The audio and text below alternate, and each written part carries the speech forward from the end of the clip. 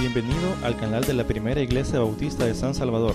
Esperamos que seas edificado a través del mensaje que estás por escuchar. Recuerda visitar nuestro muro en Facebook para que conozcas más acerca de nuestras actividades. También puedes escribirnos a nuestro correo electrónico. Será un placer saber de ti. Dios te bendiga.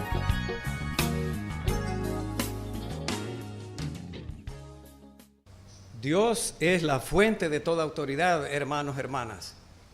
La autoridad no es un invento humano, algo que es beneficioso para nosotros y se llegó a esa conclusión.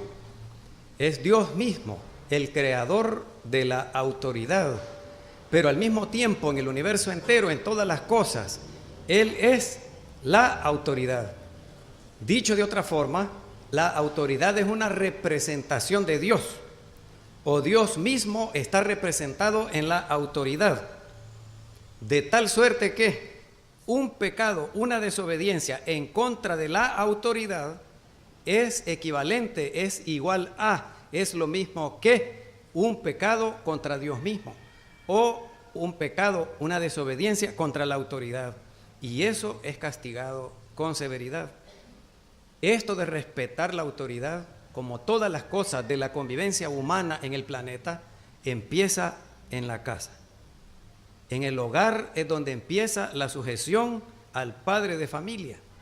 Quien no obedece al padre de familia no va a obedecer a nadie. Y se produce la anarquía, un desorden de cosas en la que cada uno hace lo que le da su gana como si fuera el rey absoluto y soberano. Ese símbolo de una A salida de un círculo que ustedes han visto en muchas cosas, el símbolo de la anarquía, es la representación de aquella etapa de los jueces en el pueblo de Israel. Así empieza el libro. En esta época no había rey en Israel. Cada uno hacía lo que le daba la gana. ¿Se imagina usted un hogar en el que cada quien hace lo que le da su real gana? Que cada uno comiera a la hora que quisiera, que se acostara a la hora que quisiera, en donde quisiera, que cada uno vistiera la ropa que quisiera, que cada uno fuera a la escuela que quisiera, que dejara las cosas donde quisiera. ¿Cómo sería una casa anárquica? Espantosa y terrible. Si el niño y la niña no aprenden en casa a sujetarse a la autoridad que representa el papá, porque Dios lo autorizó para que fuera papá de esos niños, igual a la mamá, pero hoy por ser el Día del Padre estamos hablando del papá. Y la mamá, cuando no está el papá, lo sustituye. Pero ahorita estamos hablando, si el niño y la niña no se someten a la autoridad del padre, no se someterán al profesor en la escuela. Oigan bien lo que les estoy diciendo. A veces en el hogar la mamá se pone del lado de Satanás, el enemigo de nuestras almas, y le dice: no le hagas caso a tu papá, hace como yo te digo. El diablo mismo está metido en la casa, porque él es el rebelde, él es el que se rebeló contra Dios, y su deleite lo encuentra cuando las personas del planeta Tierra son anárquicas, no se someten a quien está autorizado para ejercer dominio sobre ellos y ellas. Así, son principios universales, inmutables, que nunca cambian, inquebrantables, la sujeción a la autoridad.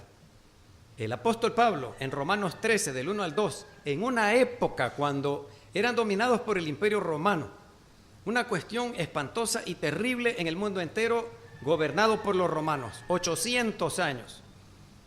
Aproximadamente en el año 300 del dominio romano, o más bien en el año 200, faltaban 600 años más de dominio de Roma en el mundo entero. Sométase toda persona a las autoridades superiores, porque no hay autoridad sino de parte de Dios. Y las que hay, las autoridades que hay, por Dios han sido establecidas. De modo que quien se opone a la autoridad, a lo establecido por Dios, resiste. Y los que resisten acarrean condenación para sí mismos. Si no hay sumisión a la autoridad, entonces hay rebelión.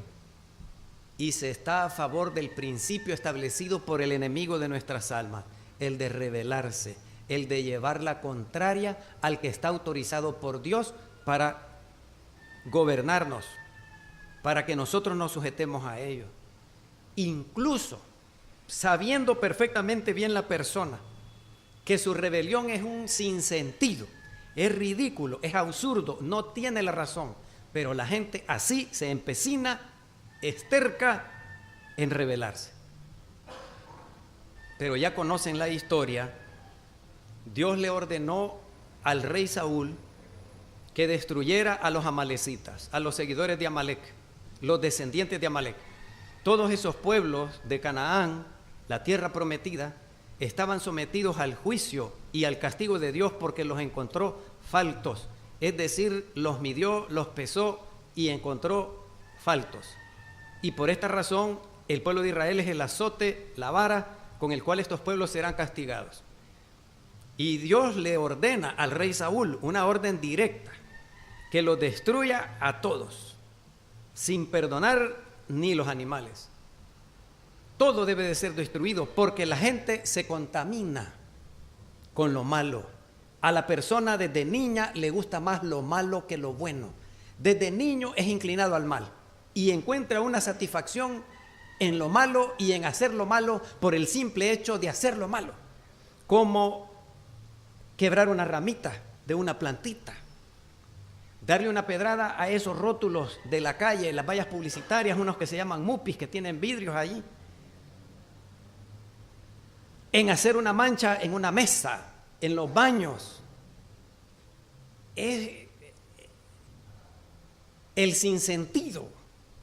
Nadie lo ve y él disfruta que nadie lo ve y que los demás verán ese rótulo obsceno, malas palabras, dibujos de genitales, y encuentra satisfacción en eso, como los vándalos, que eran los que iban después del ejército que arrasaba una nación enemiga a destruir todo, a quemar todo, a derribar las estatuas, a romper los cuadros de pinturas, a incendiar la ciudad, a arrancar los árboles de manera que no se viera que ahí alguna vez hubo pueblo alguno.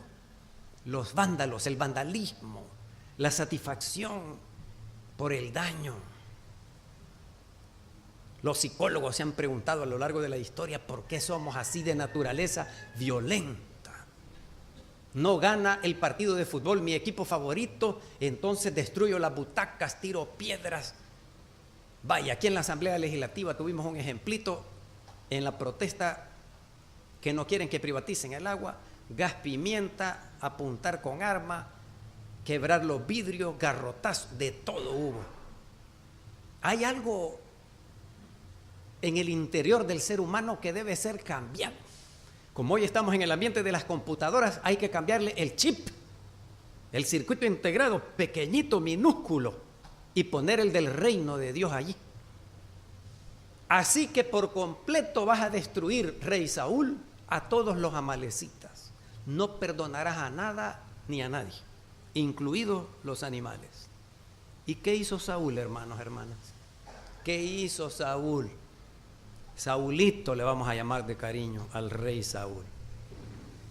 Le perdonó la vida a Agag, el rey de los amalecitas, y a su familia.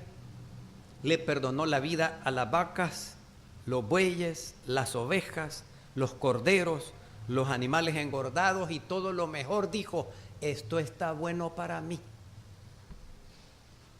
Y fíjense que queriendo maquillar, queriendo hacer bonita su desobediencia, pero sin cambiar la esencia de la desobediencia. Eso se llama maquillar, fingir, aparentar, poner una cortina de humo que no deja ver la dura realidad de las cosas. Para maquillar su desobediencia, dice, se lo vamos a presentar a Dios en sacrificio. Le vamos a dar estos animales en holocausto. El profeta, el que habla en nombre de Dios, es un profeta. Samuel en aquellos días le dijo, no me vengas con ese cuentecito. Eso no lo dice la Reina Valera del 60, sino Luis Sandoval en el año 2018. No me vengas con ese cuentecito que dejaste esos animales y personas para sacrificárselos y presentárselos a Dios como ofrenda. Estás tratando de tapar tu desobediencia con algo bonito, bello, hermoso. Pero en el 15:22 le dijo: obedecer es mejor que los sacrificios. Y el prestar atención, presten atención, eso para Dios es mejor que la grosura o la grasa de los carneros. ¿Y qué interés puede tener Dios en que nosotros le ofrendemos animales engordados? Que seamos obedientes, que le prestemos atención a su palabra. Eso es lo que Dios quiere de nosotros. ¿Por qué le dijo el profeta que hablaba en nombre de Dios al rey Saúl? Obedecer es mejor que los sacrificios. Porque hasta en una intención supuestamente buena, en el acto religioso, religar, de reunirme con Dios a través de este acto, hasta allí puede haber algo malo. Tiene un germen, un virus interno. Está podrido eso. Dios no quiere eso. Mucho cuidado con ese cuentecito. Yo no doy mi diezmo a la iglesia, pero lo reparto a varios hermanos. Délo a la iglesia y proponga que la iglesia le reparta. Si usted no da sus diezmos, se las verá con Dios. Si la iglesia no los administra bien, se las verá con Dios. Así que usted líbrese del castigo. Usted sea obediente. Preste atención a la palabra de Dios. Detrás de aquella supuesta ofrenda a Dios está la terquedad, la rebeldía, la necedad, la obstinación de querer hacer lo que yo digo y no lo que Dios me dice a mí. Yo no estoy autorizado para mandarme a mí, Dios me manda a mí. En casa es el papá. Pues sí. ¿Y cómo se va a someter uno a la autoridad si uno no es sumiso? Uno debe sacar el yo, el ego en griego es yo en español. Tiene que sacar el yo porque al yo no le gusta que lo manden. Él quiere hacer lo que él quiere. Le están diciendo las cosas y es necio, rebelde, contumaz, obstinado, terco. Y después vienen las consecuencias, porque lo que uno siembra, eso cosecha. La sumisión a nadie le agrada. Uno se revela por naturaleza podrida y le hace el juego, le sigue el juego. Uno es fan, seguidor del enemigo de su propia alma, que lo lleva a la destrucción eterna. Veamos un ejemplo del Nuevo Testamento. He leído a varios que creen que la oración de nuestro Señor Jesús en el huerto de Getsemaní, que hasta los poros de la piel se le abrieron, se le rompieron los vasitos y gotitas de sangre salieron y rodaban junto con el sudor a tierra. Es porque el Señor Jesús era débil de carácter. El macho enfrenta las cosas que le vienen por delante. Era por miedo. Debe ser por naturaleza humana. Ese temor de beber la copa no era una copa de vino, era la copa del dolor, la copa de sufrimiento, la cuota de dar la vida por el perdón de los seres humanos. Pero la oración del huerto de Getsemaní se basa en el mismo principio de 1 de Samuel 15:22. Obedecer a Dios es mejor que el sacrificio que Abraham iba a darle a Dios, a su hijo, que lo sacrificaría. Ustedes recuerdan. Que el Señor Jesús sea obediente a la autoridad del Padre es mejor que el sacrificio de ir a la cruz en el Monte Calvario. Es más grande el hecho de ser obediente, aunque le cueste la vida a uno, que el hecho del sacrificio en sí mismo. Como aquel hombre ancianito que lo quemaron vivo por confesar que Jesús era el Señor y no el emperador romano. Y el alcalde de la ciudad, su amigo, le dijo: decí que el emperador es el Señor, salva la vida, somos amigos. Y el hombre ya amarrado al palo y con la leña puesta a sus pies. Y dijo aquel hombre: el Señor Jesús nunca me ha fallado a mí. ¿Cómo iba yo a fallarle ahora? Enciendan el fuego, dijo. Y lo quemaron vivo. La grandeza no está en el sacrificio que lo hayan quemado vivo. La grandeza es que fue obediente hasta la muerte, y muerte de fuego. Y en el caso del Señor Jesús, muerte de cruz. Obedecer a Dios es mejor que los sacrificios que nosotros le cantamos 2 horas al Señor, que yo gano almitas. Sea obediente, que yo no falto al templo. Sea obediente, préstele atención a la palabra de Dios, a lo que Dios le está diciendo. Obedézcalo. Eso es mejor que la grosura de los carneros para el sacrificio. La oración suprema del Nuevo Testamento, la del huerto del Getsemaní, es en la que el Hijo manifiesta su obediencia irrestricta, sin límites, a la autoridad que el Padre tenía sobre él. El único hombre perfecto. Oigan bien, hermanas. Y si alguien quiere aprender de hombre, aprenda del Señor Jesús. El mismo Poncio Pilato lo presentó en latín: exe homo. He aquí el hombre. Y le dio respuesta a aquella pregunta que durante 300 años había desvelado a los filósofos griegos y de todas las nacionalidades: ¿quién es un hombre? Desde Platón.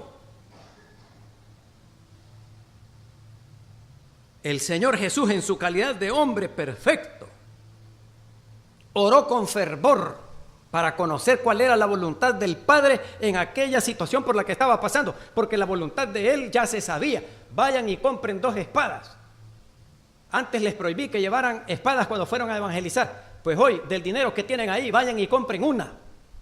Ya los alguaciles, los policías del templo pisándole los talones. Pero no estaré desobedeciendo la autoridad del Padre, la que tiene conmigo. Y él se fue a orar intensamente.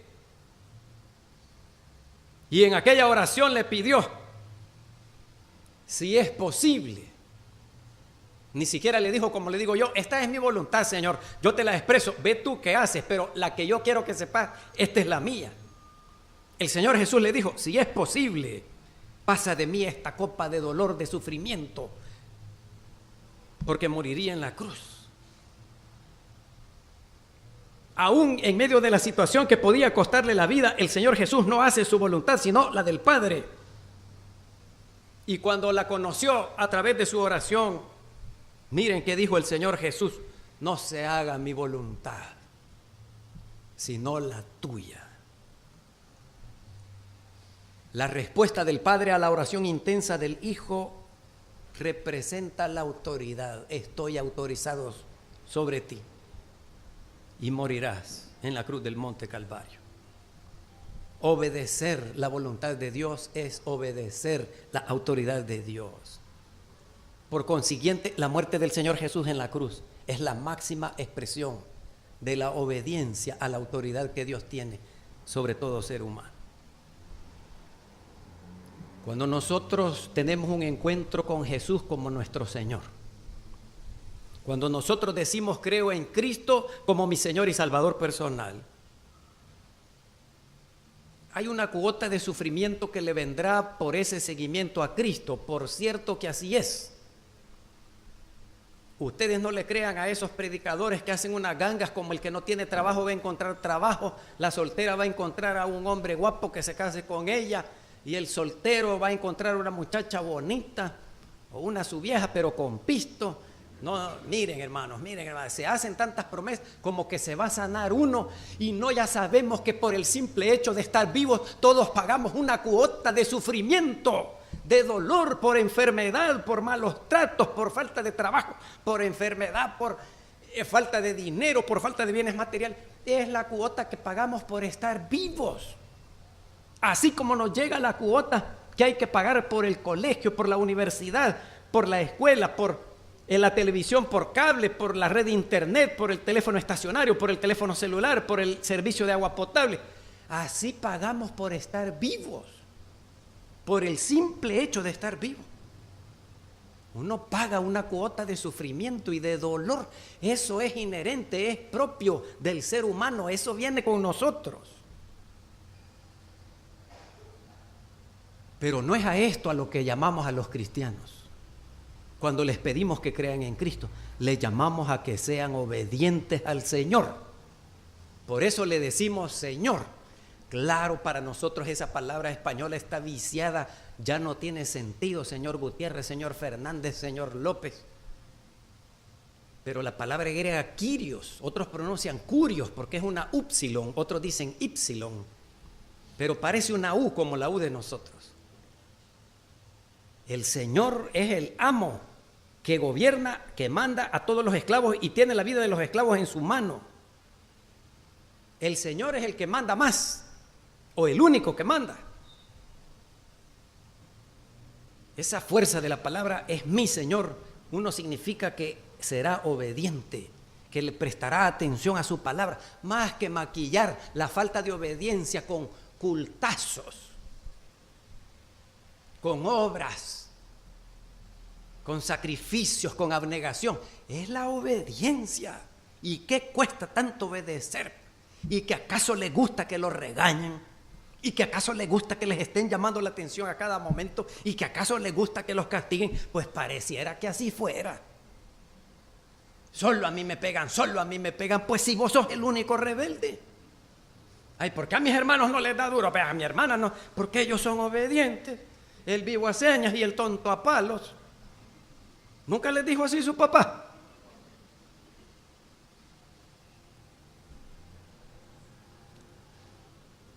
Cuando aceptamos a Cristo, somos llamados a obedecer a Cristo.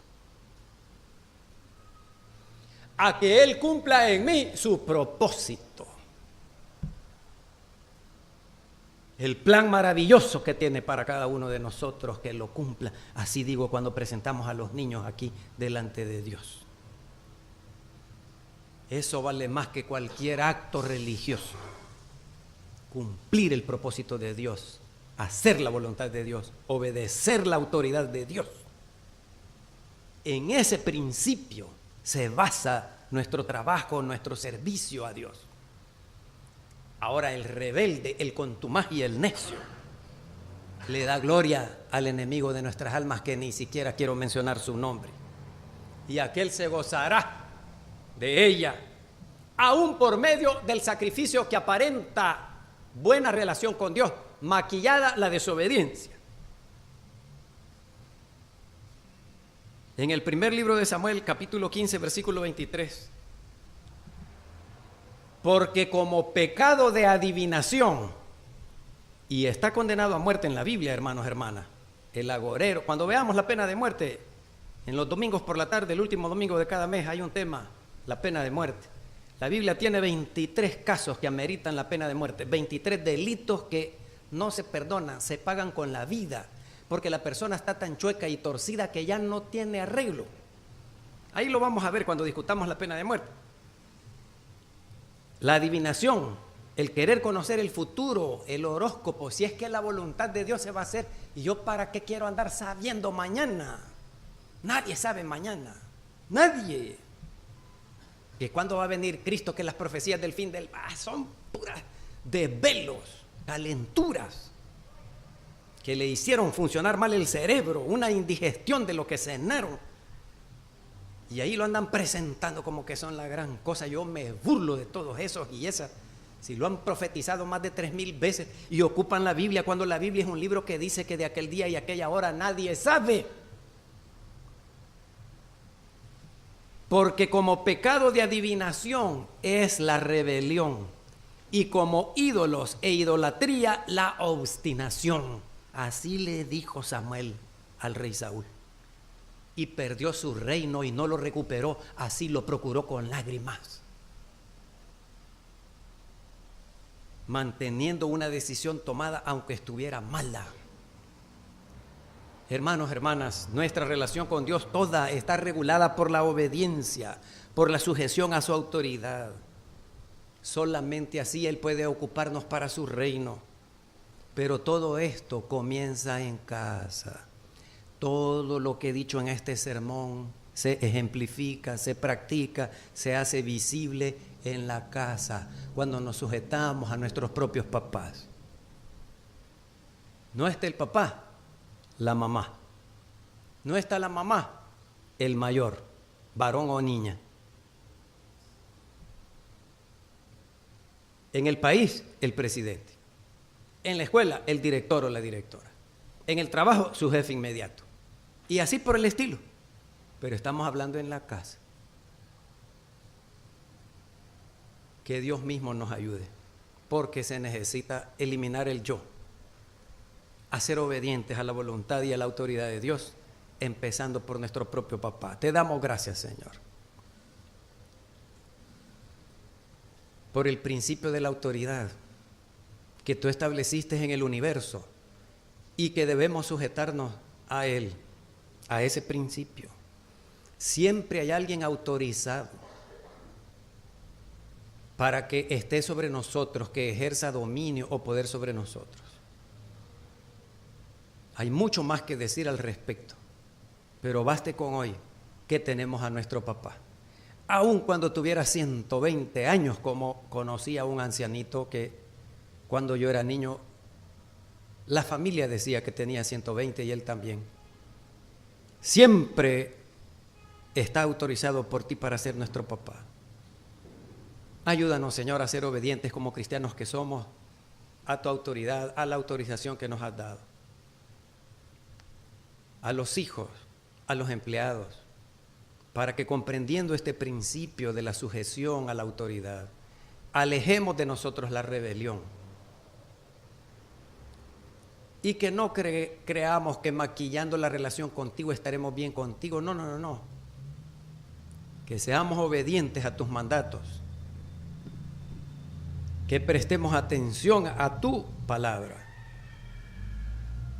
Que cambiemos nuestra vida, la de nuestra familia, y que estas familias transformadas transformen la iglesia, y la iglesia transforme la sociedad, sal de la tierra y luz del mundo, ejemplo para las naciones.